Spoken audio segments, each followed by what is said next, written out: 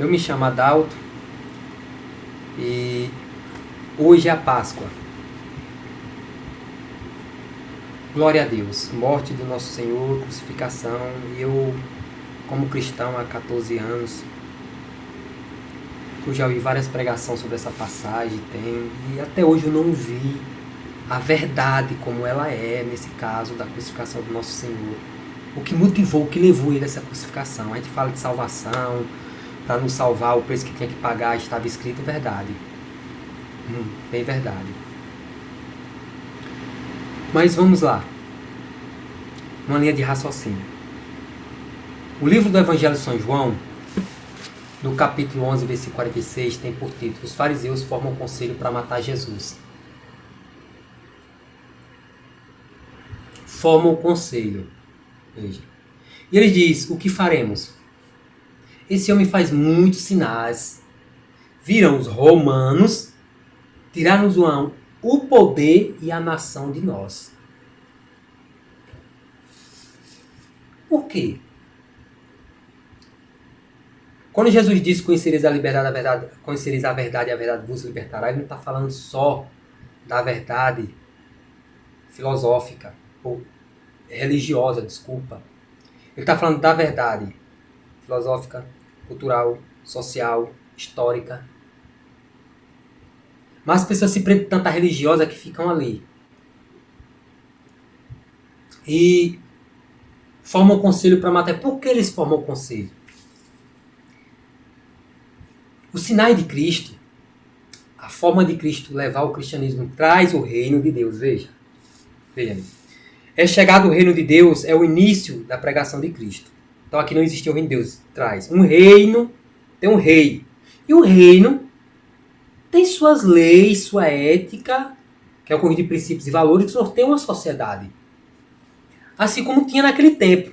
Só que aquele povo, aquela nação, aquele sistema não era de acordo com esse reino, com esse preceito que Cristo trouxe. Onde esse preceito, essa forma de pensar, de viver, estava libertando o povo daquele sistema religioso da época, daquela formação cultural e social. Mas só que não era só religiosa, veja. Aquele povo judeu, fariseus, representava o Estado. Ele era o Estado.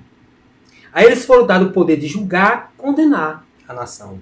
Por isso que eles dizem que virão os romanos tirar-nos o poder e a nação de nós.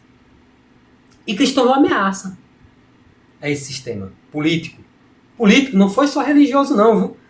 Porque a colocação até recolocada a religião, religiosidade ali, só que ali é político. Político ali. E eles formam um conselho. Porque Cristo está começando a levar o povo a outra visão, a outro caminho, a outra direção, os libertando, sabe, daquela prisão. Sabe, eles estavam perdendo o privilégio. Virão os romanos, esse povo está tirando. Virou os romanos, tiraram o povo de nós, nosso poder, que eles tinham de governar, de liderar, de ditar, como autoridades que eles eram.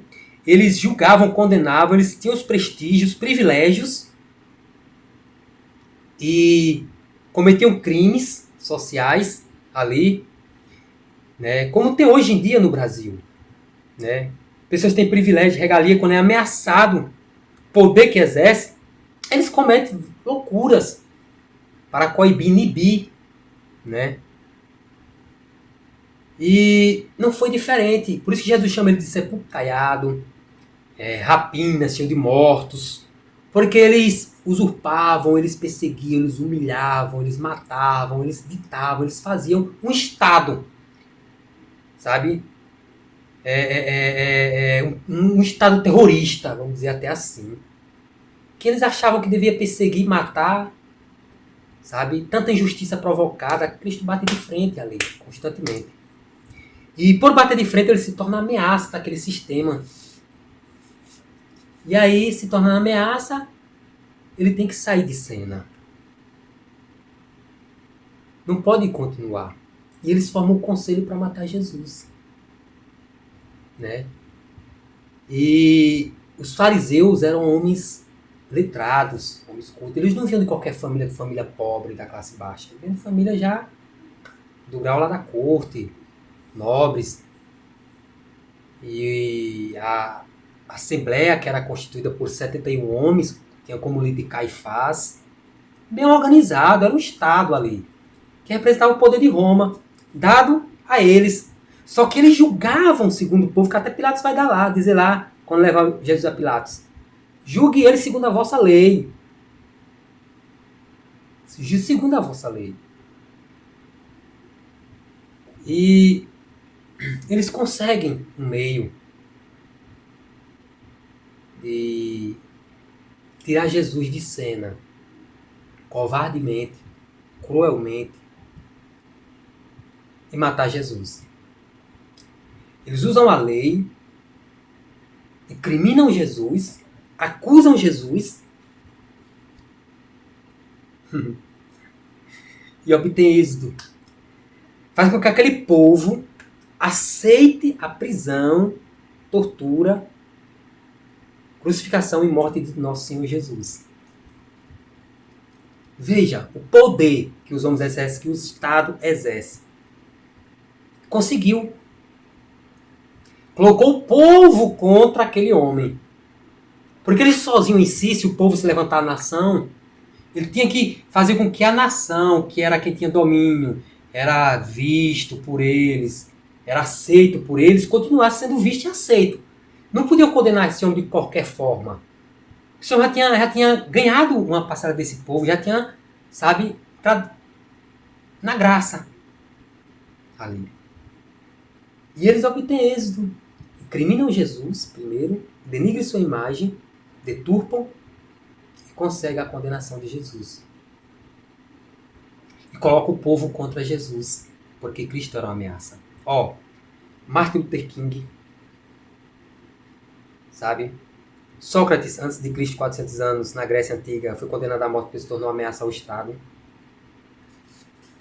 Marielle se tornou uma ameaça àqueles que governavam ali, àqueles que lideravam, tinham controle, domínio, poder.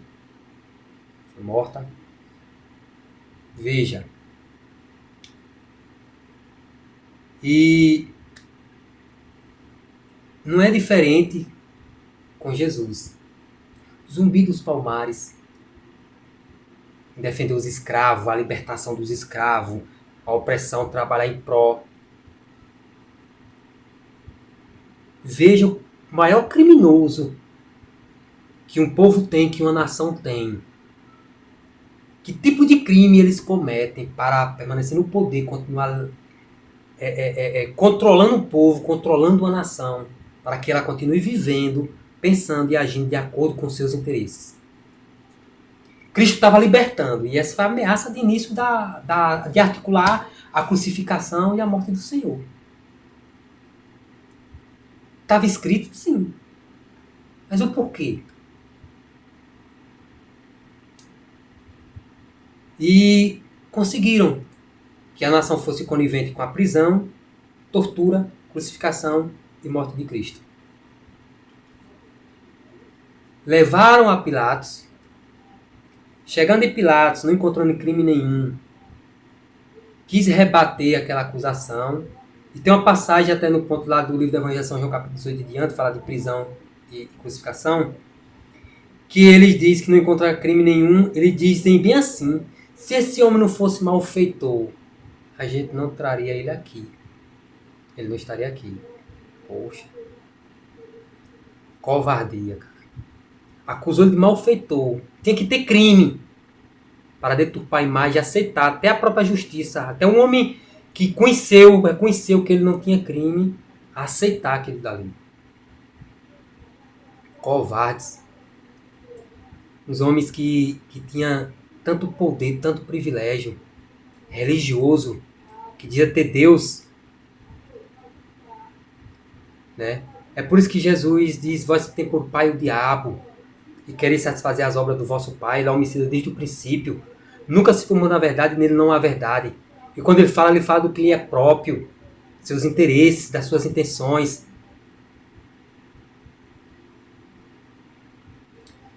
E Pilatos, não encontrando o que o condenasse, Pilatos chega para eles e diz: por que não o julgam, não o condenam, segundo a lei de vocês? O que trazem para mim?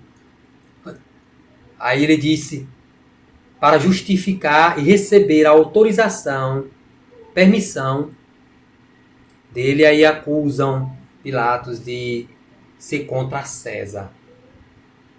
César foi um imperador romano que governou bem Roma, conquistou territórios e se titulou Deus. E aí outros receberam o nome de César, Ave César, e ali todos se curvavam, se prostravam e acusou Pilatos de ser contra César, porque todo aquele que é a favor de alguém que se diz rei é contra César, porque ele se titulava Cristo Rei. A corte formada ali. Tudo pelo poder, pelo controle. E aí Pilatos se sentindo acuado, que era a voz maior abaixo de Tibério, imperador da época, se não me enganado, e leva Cristo para dentro, açoita, que eles não entraram, os soldados, que foi quem prendeu a Jesus, que foi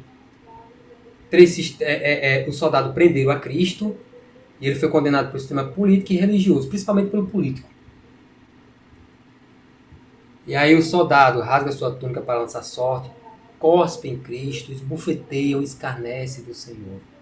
Está lá escrito. Aí entregam ele aos fariseus e arrastam ele até o lugar da crucificação. Paixão de Cristo. Por quê? A libertação do povo, dos preceitos religiosos e políticos. A mudança social e cultural de um povo, de uma nação. Paixão de Cristo, a morte de Cristo e a libertação. Conhecereis a verdade vos libertará, não só religiosa, política, social, cultural e filosófica. Essa é a verdadeira libertação. Esse é o sentido da Páscoa, da morte do nosso Senhor. Nos trazer a libertação dos controladores, para não pensarmos de acordo com o sistema, com aqueles que governam, com aqueles que controlam, com aqueles que dominam, com aqueles que oprimem, com aqueles que perseguem, com aqueles que usurpam, com aqueles que têm seus privilégios e benefícios, negam o direito ao aflito, ao injustiçado.